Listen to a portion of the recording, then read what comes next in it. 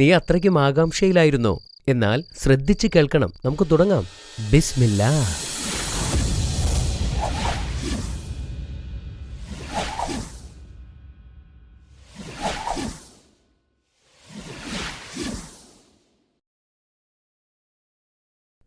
യാക്കൂബ് നബി ഹാരനിൽ എത്തിയതും നബിയുടെ അമ്മാവനായ ലബാന്റെ പെൺമക്കളെ വിവാഹം ചെയ്തതുമല്ലേ നമ്മൾ അവസാനമായി പറഞ്ഞു നിർത്തിയത്?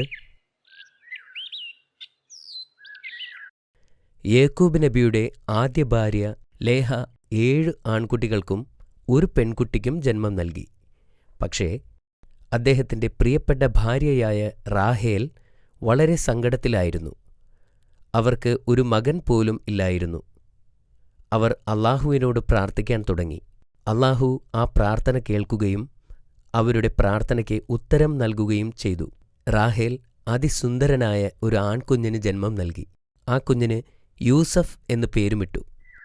20 വർഷത്തോളം യാക്കൂബ് നബി ഹാരനിൽ അമ്മാവനായ ലബാനെ സഹായിച്ചുകൊണ്ട് കഴിഞ്ഞു പോന്നു.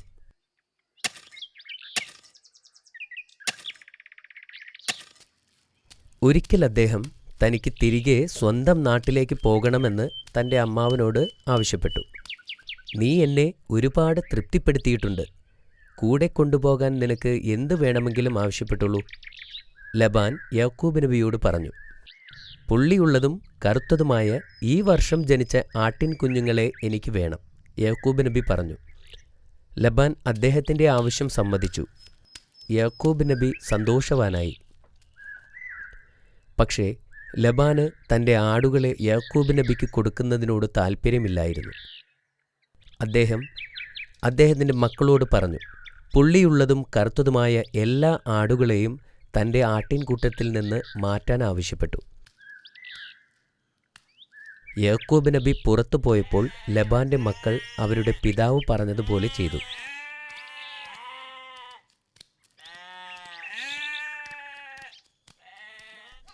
യാക്കൂബ് നബി തിരികെ വന്നു. നോക്കുമ്പോൾ തൻ്റെ അമ്മാവൻ തന്നെ പറ്റിച്ചതായി അദ്ദേഹം മനസ്സിലാക്കി. ലബാൻ യാക്കൂബ് നബിയെ പറ്റിച്ചെങ്കിലും പിന്നീട് പിറന്ന എല്ലാ ആട്ടിൻകുട്ടികളും കറുത്തതും പുള്ളിയുള്ളതുമായിരുന്നു. അതൊരു അത്ഭുതമായിരുന്നു. ഇത് കണ്ട ലബാന് അത്ഭുതവും ദേഷ്യവും ഒരുപോലെ വന്നു. അദ്ദേഹത്തിന് യാക്കൂബ് നബിയോടുള്ള ദേഷ്യം അടക്കാൻ സാധിച്ചില്ല. കാരണം എല്ലാ കറുത്തതും പുള്ളിയുള്ളതുമായ ആട്ടിൻകുട്ടികളെയും യാക്കൂബ് നബിക്ക് കൊടുക്കാമെന്ന് ലബാൻ വാക്ക് നൽകിയിരുന്നു. ഒരിക്കൽ അല്ലാഹു യാക്കൂബ് നബിയോട് തൻ്റെ രാജ്യത്തേക്ക് മടങ്ങാൻ ആവശ്യപ്പെട്ടു. അദ്ദേഹം തൻ്റെ ഭാര്യമാരോടും മക്കളോടും ഹരാൻ വിട്ടു പോകാൻ തയ്യാറാകാൻ പറഞ്ഞു. തനിക്ക് അവകാശപ്പെട്ടതെല്ലാം അദ്ദേഹം കയ്യിൽ കരുതി. അക്കൂട്ടത്തിൽ താൻ ആവശ്യപ്പെട്ട ആട്ടിൻകുട്ടികളും ഉണ്ടായിരുന്നു. എന്നാൽ പുറപ്പെടുന്നതിന് മുമ്പ് അദ്ദേഹം ലബാനെ കാണാൻ പോയില്ല. അദ്ദേഹത്തോട് ഒരു വാക്കുപോലും പറയാതെയാണ് യാക്കൂബ് നബി അവിടെ നിന്ന് തിരിച്ചത്. യാക്കൂബ് നബി തനിക്ക് അവകാശപ്പെട്ടതെല്ലാം എടുത്തുകൊണ്ടാണ് ഹരൻ വിട്ടു പോയതെന്ന് ലബാൻ മനസ്സിലാക്കി. ലബാന് ദേഷ്യം അടക്കാൻ കഴിഞ്ഞില്ല. അദ്ദേഹം ഒരു കൂട്ടം ആളുകളെയും കൊണ്ട് യാക്കൂബ് നബിയെ പിന്തുടർന്നു.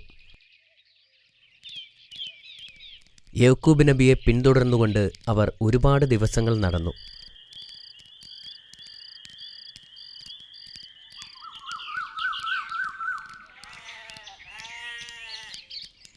ഒടുവിൽ അവർ യാക്കൂബ് നബിയെ കണ്ടുമുട്ടി. നീ എന്താണ് എന്നോടൊരു വാക്കുപോലും മിണ്ടാതെ പോയത്?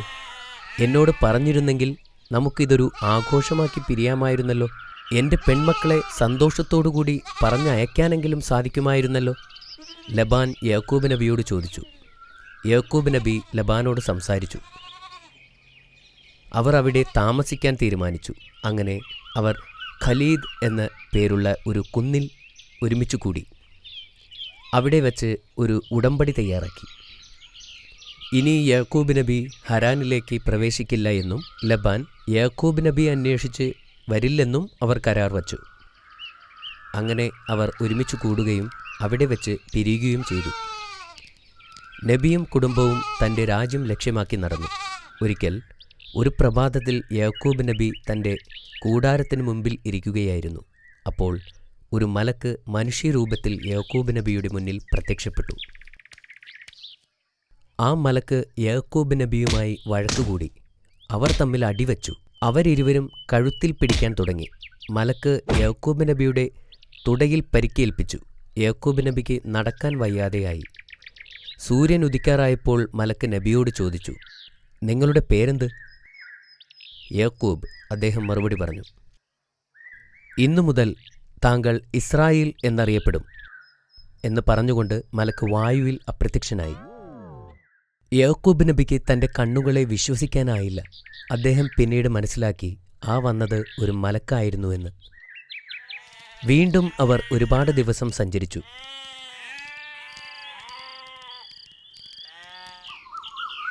സൈർ എന്ന പ്രദേശത്ത് അവരെത്തിയപ്പോൾ തൻ്റെ സഹോദരനായ ഏശാവിനോട് മാപ്പപേക്ഷിച്ചുകൊണ്ട് ഒരു ദൂതനെ യാക്കൂബ് നബി അയച്ചു.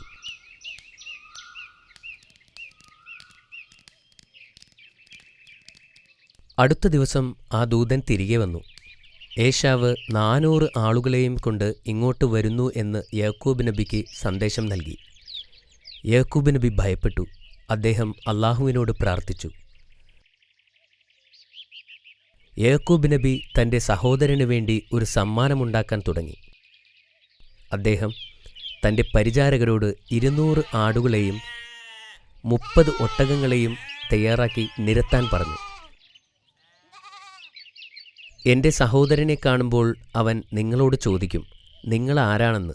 അപ്പോൾ നിങ്ങൾ പറയണം, അദ്ദേഹത്തിൻ്റെ അടിമയാകുന്നു എന്നും യാക്കൂബിൻ്റെ പരിചാരകരാണെന്നും ഈ മൃഗങ്ങൾ താങ്കൾക്ക് നൽകുന്ന സമ്മാനമാണെന്നും. അദ്ദേഹത്തിൻ്റെ പരിചാരകർ അദ്ദേഹം പറഞ്ഞതുപോലെ പുറപ്പെട്ടു. 2 ദിവസങ്ങൾക്ക് ശേഷം യാക്കൂബ് നബിയും പുറപ്പെട്ടു. ഏശാവ് തൻ്റെ കൂട്ടരുമൊത്ത് സഞ്ചരിക്കുമ്പോൾ യാക്കൂബ് നബിയുടെ പരിചാരകരെ കണ്ടു. ഏശാവിന് അവരോട് നല്ല മതിപ്പ് തോന്നി. ആ മൃഗങ്ങളെല്ലാം തൻ്റെ സഹോദരൻ തനിക്ക് നൽകിയ സമ്മാനമാണെന്ന് ഏശാവിനെ അറിയിച്ചു.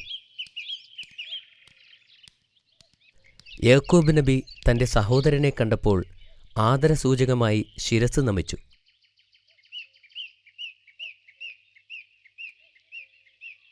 ഏശാവ് ഇത് കണ്ട് യാക്കൂബ് നബിയെ കെട്ടിപ്പിടിച്ചു. ഏശാവിൻ്റെ കണ്ണ് നിറയുകയും ചെയ്തു. നിന്റെ കൂടെ വന്ന ഇവർ ആരൊക്കെയാണ്? ഏശാവ് യാക്കൂബ് നബിയോട് ചോദിച്ചു.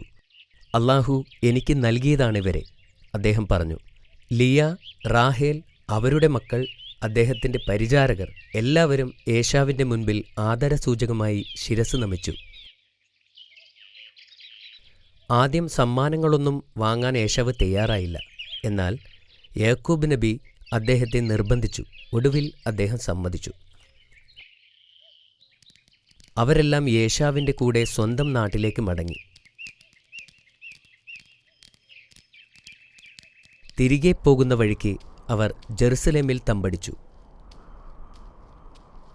അവിടെയായിരുന്നു വർഷങ്ങൾക്ക് മുമ്പ് പ്രവാചകൻ പാറയിൽ എണ്ണ ഒഴിച്ച സ്ഥലം.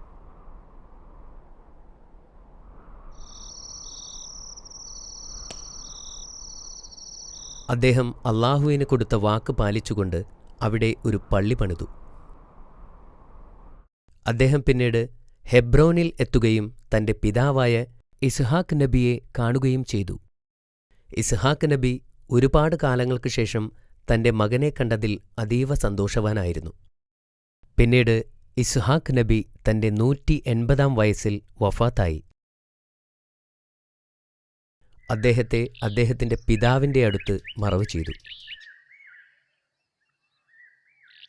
യാക്കൂബ് നബിക്ക് ആകെ 12 മക്കളാണ് ഉണ്ടായിരുന്നത്. യൂസഫ് നബി അതിൽ ഒരാളായിരുന്നു. അദ്ദേഹം സുമുഖനും ദൈവവിശ്വാസിയുമായ ഒരു യുവാവായി വളർന്നു. അവർ പിന്നീട് ഈജിപ്തിലേക്ക് കുടിയേറിപ്പാർത്തു.